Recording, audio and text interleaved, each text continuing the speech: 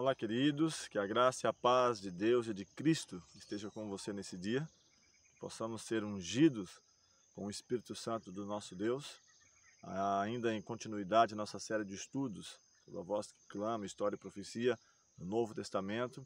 Concluímos a primeira etapa, onde falamos sobre os 4 evangelhos, a vida, o ministério de Cristo, e hoje vamos ainda em continuidade entrar num novo momento, o 5º livro do Novo Testamento, o livro Atos dos Apóstolos, fazer uma introdução geral, uma ideia geral de quem escreveu, o período em que abrange os escritos do livro Atos dos Apóstolos e as aplicações que podemos ter. Depois vamos estar trabalhando, quem sabe, aí 15 a 16 temas somente no livro Atos dos Apóstolos. Quero te convidar neste momento para termos uma palavra de oração com o nosso Deus.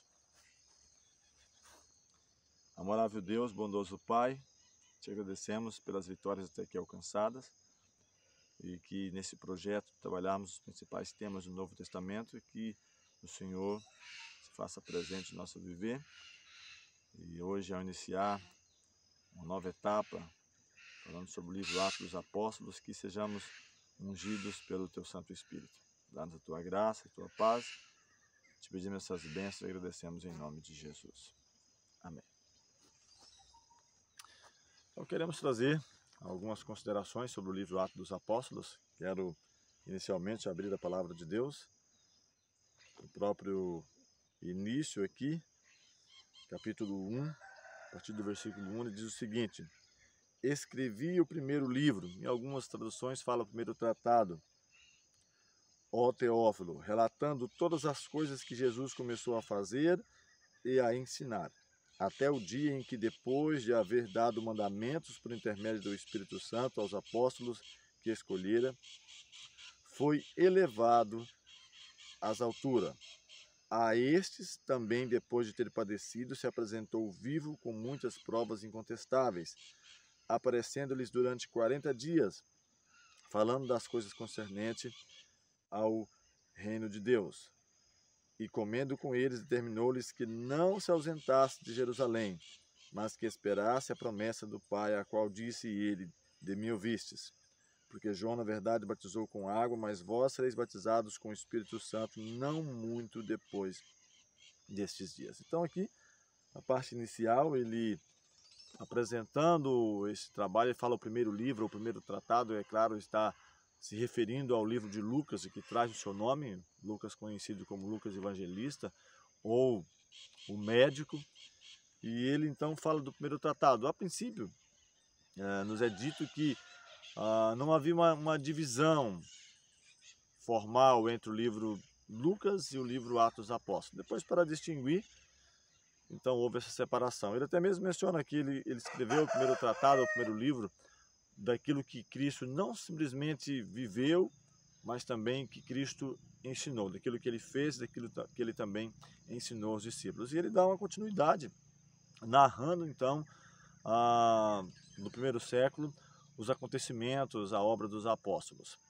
Alguns pontos importantes, como nós mencionamos. Primeiro, o autor, o escritor Lucas, né, porque o autor da Bíblia, tanto quanto o Antigo Testamento, é de Deus, toda a Bíblia é inspirada, ela vem da sua autoria do Eterno.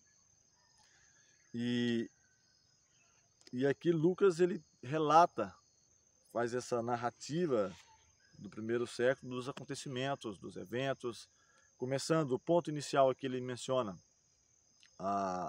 depois da ressurreição de Cristo, dos 40 dias que ele ainda fica com os discípulos, ensinando, orientando as coisas concernentes a este reino ou a pregação, até que ele é elevado. Então começa com a ascensão de Cristo, que dá-nos a entender de que esse acontecimento foi no ano 31 de nossa época, e estende-se até o ano 63, onde há a primeira prisão do apóstolo Paulo. 61, 63, onde ele é preso, ele fica 2 anos ali em Roma, pregando a palavra. Então ele estende-se desse período do ano 31, a narrativa do livro Atos dos Apóstolos, do ano 31 de nossa época até ao ano 63, como mencionamos, abrangendo um período aí de 30 a 32 anos de história. É um livro histórico, a subdivisão do Novo Testamento é os evangelhos, os 4 primeiros livros, onde narra a vida de Cristo, já mencionamos, trabalhamos aí 38 temas em cima desses 4 livros. E o livro Atos é um livro histórico, narrando, é o único livro histórico do Novo Testamento, nessa subdivisão que é feita, no Novo Testamento, narrando aí, pegando desde a ascensão de Cristo, a ordem para que eles ficassem em Jerusalém, até que fossem revestidos de poder, recebessem a unção do Espírito de Deus para que pudessem então pregar a palavra, e estendendo-se então até a primeira prisão de Paulo em Roma, onde ele fica 2 anos ali pregando a palavra e ensinando. Ele até mesmo parece até ser uma certa incoerência, porque ele estava preso, mas a palavra não estava. Ele diz com toda a liberdade, apesar de estar em cadeias, preso ali, levando a palavra para aqueles que iam até ele para ouvir a palavra de Deus. Então abrange todo esse período. Nos dá a entender também de que Lucas ele não fosse judeu, ele fosse, quem sabe, gentil, né? Não tivesse a sua nacionalidade judaica. Segundo ponto, ele não fez parte, como os outros discípulos, de estar entre os 12 ali, de ser uma testemunha ocular. Então ele é por informação, por pesquisas que vão sendo narradas, vão sendo passadas para ele. Até ele é mais criterioso em alguns aspectos nesse ponto, em registrar, em anotar, em colocar, como ele fez o primeiro tratado, de buscar compreender, entender e passar toda essa narrativa. Uma outra curiosidade interessante sobre o livro Atos dos Apóstolos: apesar de ter esse nome, Atos dos Apóstolos, ele não tem nenhuma biografia completa de nenhum deles. E acredito que não deve ser essa a principal preocupação. Outro ponto importante: a princípio nos é dito que ele era chamado simplesmente Atos, mas houve também primeiro e segundo século alguns outros escritores procurando narrar, quem sabe envolvendo algumas fábulas, algumas ideias não tão clara ou correta como a que Lucas faz aqui. E então depois é passado a chamar Atos dos Apóstolos para distinguir dessas outras obras que existiam.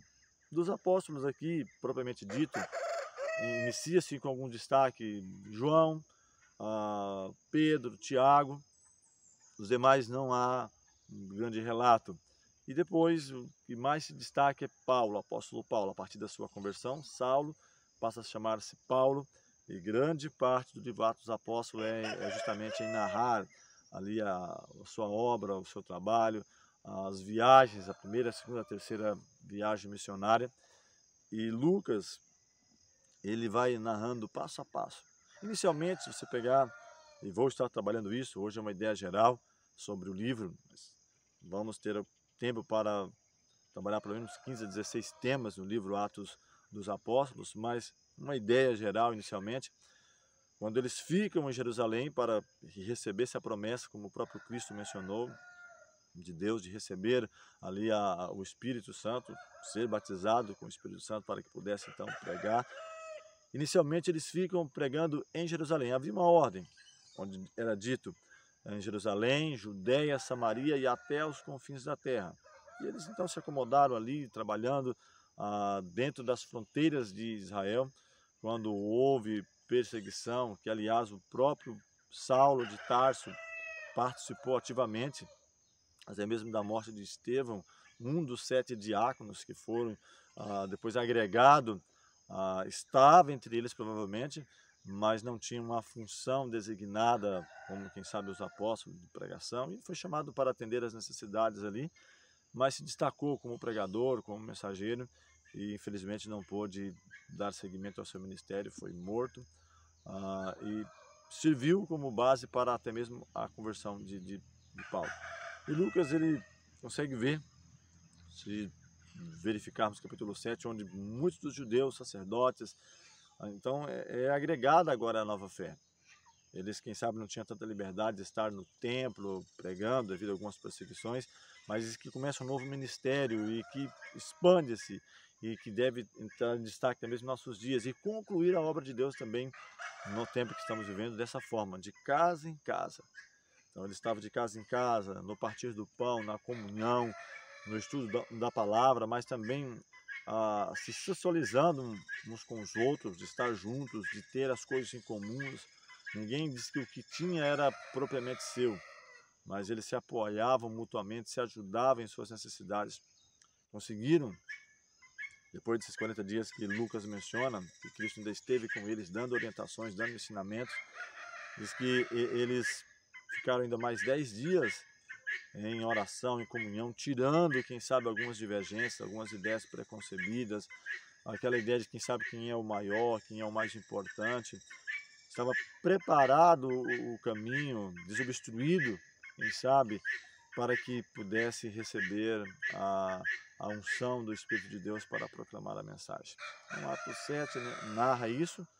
Depois, devido a essa perseguição, diz que aqueles que iam dispersos, onde eles iam, passando, iriam anunciando a palavra. Filipe, então, prega para os samaritanos. Há também aquele encontro do Filipe com o eunuco, quando o Espírito do Senhor, que o anjo do Senhor chega para Filipe, manda que ele fosse até um determinado local, que se achava deserto, e ali ele encontra essa pessoa, esse eunuco, e ele então estava lendo o profeta Isaías 53, falando sobre Cristo, mas ele não tinha uma noção tão exata de que seria, de quem estava falando, se era dele mesmo ou de outra pessoa, e diz que por aquela escritura Filipe então anuncia Cristo, o Cristo. E ele disse, então, o que impede que eu seja batizado? Ele disse, se você querer. Disse que, achando um local que havia água, ele parar o carro e disse que Filipe então o batiza e segue o seu caminho e não mais o vê.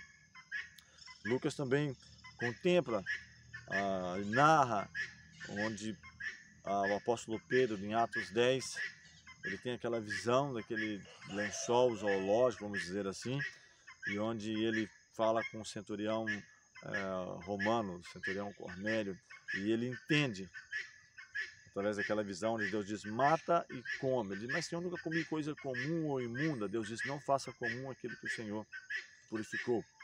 E ele entende, até mesmo na sua explicação para a igreja, para a comunidade, em Atos 11, ele fala que entende de que o Senhor não tem nenhuma pessoa por comum ou imundo, mas lhe é aceitável qualquer pessoa, em qualquer nação, que tema e que faça aquilo que é justo aos olhos do Senhor. Então estavam sendo derribadas as paredes dos preconceitos, das ideias preconcebidas, e aquilo que, a princípio, como se fosse até mesmo uma facção judaica dos líderes que perseguiu Cristo, que perseguiu os discípulos, eles agora, até mesmo depois da ascensão de Cristo, recebem algumas perseguições dos líderes ali, passa de ser uma igreja simplesmente local para uma igreja internacional, onde em Antioquia, pela primeira vez, foram os discípulos chamados cristãos. É claro que a princípio, quem sabe até mesmo com zombaria, olha o cristão, olha o crente, e então eles percebem essa expansão. Atos 15, até mesmo é preciso fazer ali um concílio, chegar a uma definição de alguns pontos importantes para aqueles que eram conversos, que estavam vindo para essa fé da igreja cristã primitiva, com raízes judaicas, mas que estava agregando, que talvez não estava tão preparada, com alguns preconceitos de alguns ainda, de agregar, de trazer para o seu seio, de como lidar com todas essas pessoas que não tinham, quem sabe, o conhecimento tão claro da palavra de Deus, mas que estava sendo escancarado para elas a mensagem de Cristo. Então ele narra tudo isso, e a partir do capítulo 16 até o 28, como nós mencionamos, os 28 capítulos do livro Atos dos Apóstolos, abrangendo, como falamos inicialmente, desde a ascensão, no ano 31 até o ano 63, a prisão de Paulo em Roma, essa expansão, essa explosão, onde